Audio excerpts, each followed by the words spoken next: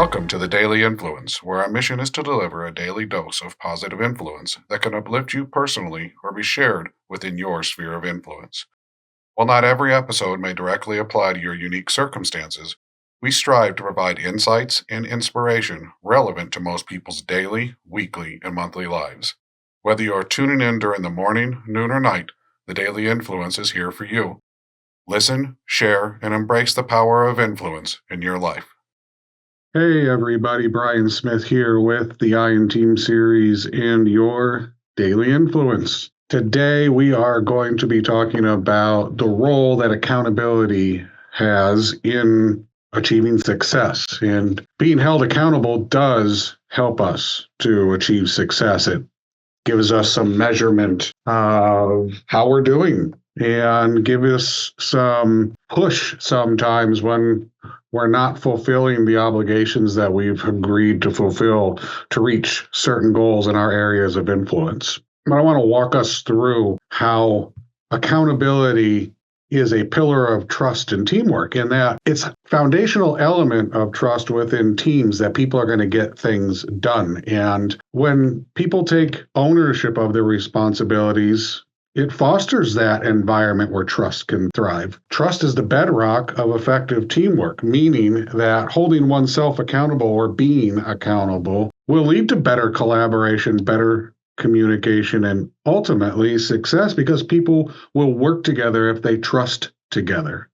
Encouraging your team members and yourself, for that matter, to hold yourself and each other accountable can be a positive thing. Accountability isn't a way to punish, isn't a way to create negativity. It's a way to measure and a way to motivate and a way to check oneself.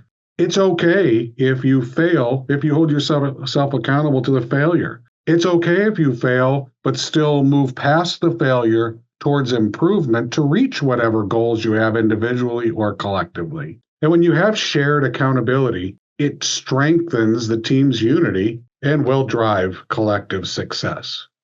Another part of accountability that can be used, or something that can be used to help you stay accountable and manage accountability, is SMART management.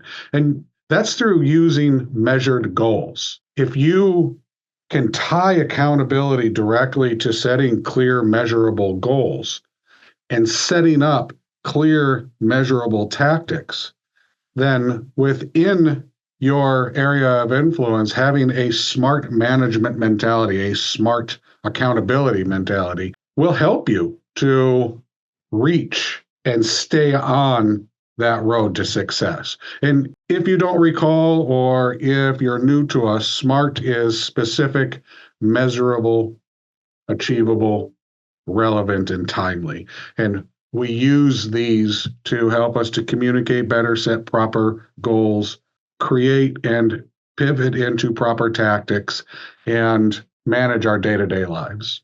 A practical application of this is implementing regular check-ins and reviews where the milestones within our goals, as we are tactically engaged to reach them, are revisited. Progress is assessed and accountability is reinforced. If people are missing the mark, we need to be asking questions as to why. That's the accountability. Getting good answers, not justification, but good answers to why people might be missing. There may be something from SMART that was missing. There may be something outside of this current area of influence. And I'm not talking about excuses. I'm talking about real interruptions, real conflict that gets in the way of success sometimes.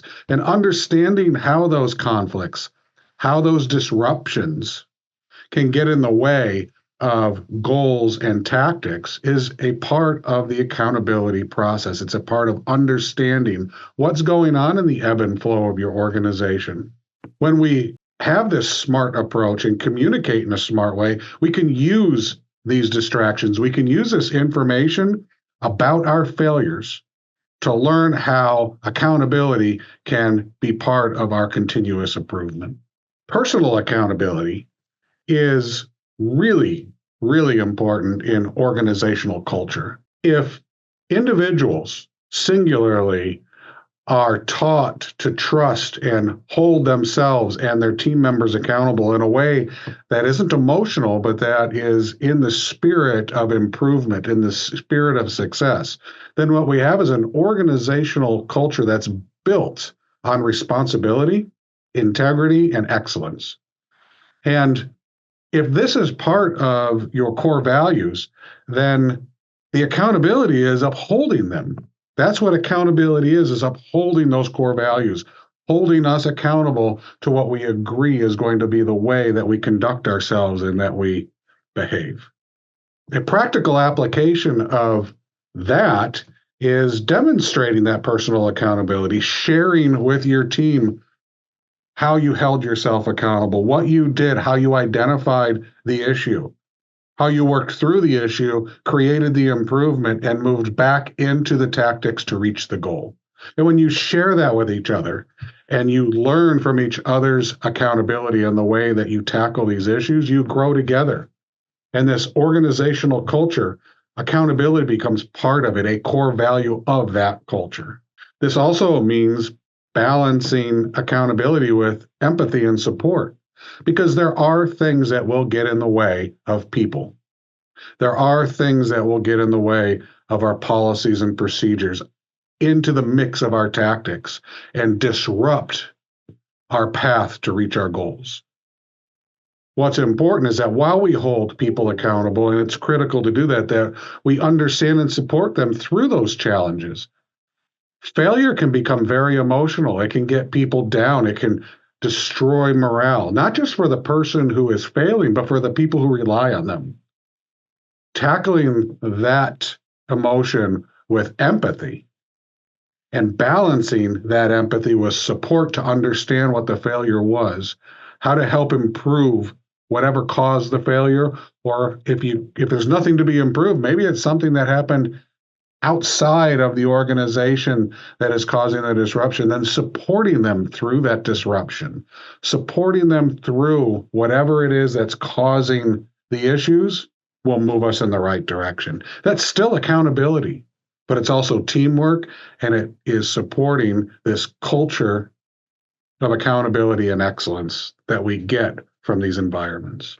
And as you've heard me just say, implementing SMART and using it as part of the accountability process means we're going to have continuous improvement by encouraging reflection on past performance, encouraging learning from our success and our failures. The SMART management approach advocates for regular debriefs and lessons learned during sessions that identify specifically for areas of improvement. And those areas of improvement are part of the accountability process. People can be held accountable for whatever part they played in the areas that need to be improved. They can help bring context to those things, talk about their experience through the improvement and the failure, and also help implement that improvement so that the changes are positive and move us in the right direction. So if you can use accountability as part of your continuous improvement process, doing that after completing projects or hitting milestones, conduct reviews, assess with each other what works, what doesn't work, talk about them, and then learn how you can apply those lessons to goal setting and tactic development in a smart way for the future. I hope today's discussion on accountability and achieving success will help you through your days and working in your teams and developing a culture of continuous improvement and accountability for your organization. I look forward to talking to you again, and I hope you have a great day.